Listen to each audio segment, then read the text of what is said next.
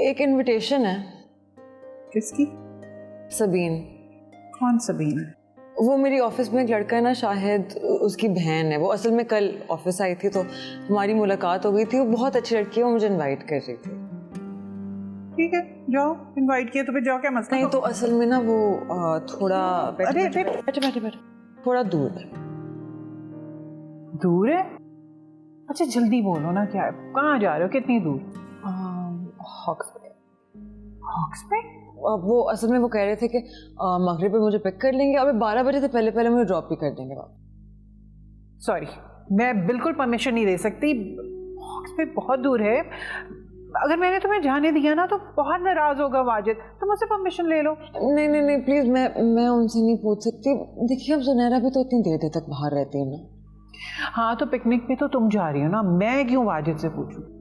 और बेटा जुनैरा और तुम्हें बहुत फर्क है।